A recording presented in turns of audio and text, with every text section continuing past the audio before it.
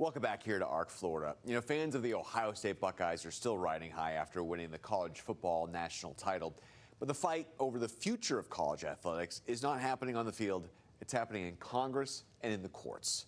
College sports changed drastically in 2021 when Congress allowed student athletes to make money off their name, image, and likeness, what's now referred to as NIL. It's a sweeping change that has turned college athletics upside down.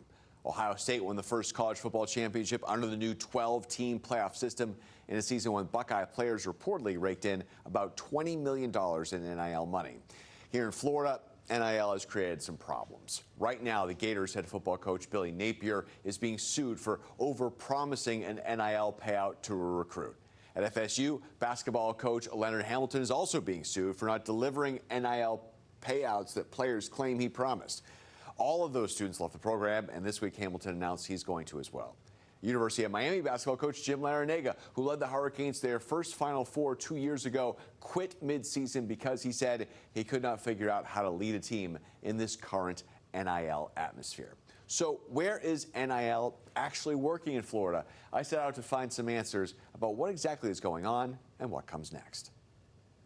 Got a warehouse here now, so just slowly growing, adding more trucks. Amon Richards owns a College Hunks Hauling Junk franchise in Opelika outside Miami. Life's been good, man. As they say, life's been lifing.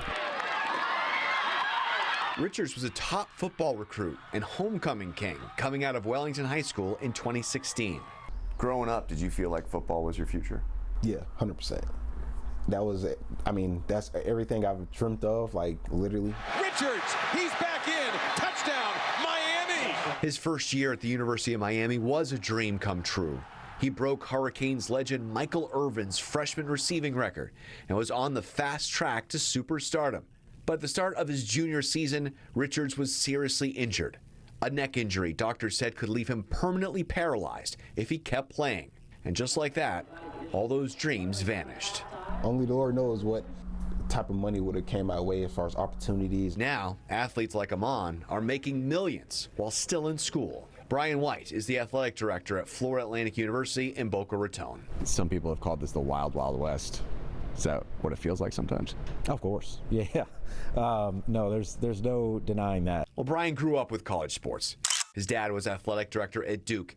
His brother is currently the AD at Tennessee, and his other brother coaches at Georgia. He tells me NIL is a mess. Nobody knows exactly where everybody is in terms of name, image, and likeness at every other school because there's not a consistent benchmarking database. Well, here's how it works at FAU. Like most schools, the Owls have what's called a collective. The collective raises money from alumni, donors, and fans, then gives that money to the athletes. There's a link on FAU's sports website called NIL in Paradise, where you can click on an athlete's name and then pay that athlete to post something on social media, autograph a piece of memorabilia, or set up a meet and greet. White says working with the school's collective is now a major part of his job. I'm in communication with our NIL collective donors as well as our staff as well as on a daily basis. Right now, FAU is not promising big money to transfers or recruits like some of the larger programs. White admits that whole process is a little murky. I'd say the reality here is we don't have clarity and consensus of what our model should be. Do you feel like you have clarity in which you know what you're even allowed to talk about with me right now on a microphone? That's a great question. No. Yeah, it's a great question. I think we're in a period where the rules aren't clear on any level. We're building the plane as we're flying it. Corey Stanicio was deeply involved in putting together the first NIL bill that was passed by the Florida legislature. Now he runs the collective at the University of South Florida and says without clear rules, schools are basically throwing things at the wall to see what sticks. We have everything from $10 a month to $500 a month donors, and you get whether it's T-shirts or access to the athletes or coaches. So it's more of an experiential fan club, if you will. But these collectives could soon be a thing of the past. A landmark settlement between the House of Representatives and the NCAA is expected to require schools to participate in a revenue-sharing model. Corey isn't sure that's the right answer either. He thinks the NCAA needs a collective bargaining agreement, just like pro sports. People say this has ruined college sports. I always ask the question, for whom? Did we ruin it for the university president? Did NIL and the transfer portal ruin it for the administrator, for the coach, for the fans? Who is it? Because it's certainly not for the athletes. The athletes are doing better than ever, and they're getting what they deserve. Which brings us back to Amon. Now, as a business owner, he's giving current Hurricanes players a chance he never had.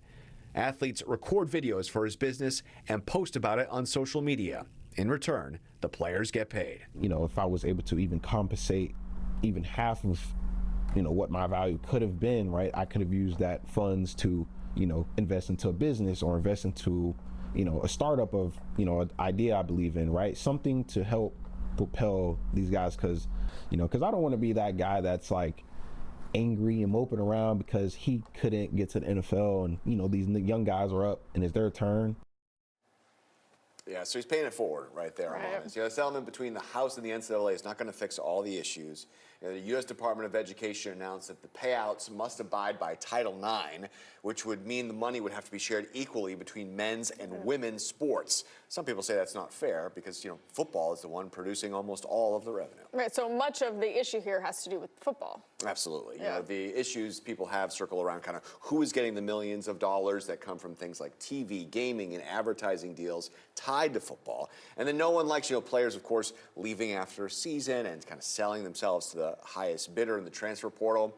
And seemingly the only true way this all must go forward is either a deal collectively bargained with like the players and the presidents and everyone involved, or Congress gives NCAA some sort of new exemption to kind of get around all this, which doesn't look like it's going to happen right now, but the NCAA has been fighting for that for Capitol Hill for years. So we've got a lot of that right now, more online. I've got a podcast extra for the Best Florida Sports podcast. It's a full hour talking about what's going on with the NIL. And you can see right now all the interviews right now there. And you want to hear from our viewers as well. So Actually, what they think. yeah. So right here, what do you think about the NIL in college athletics? Like, is it working? Is it not working? Do you not like the fact that these players are getting paid?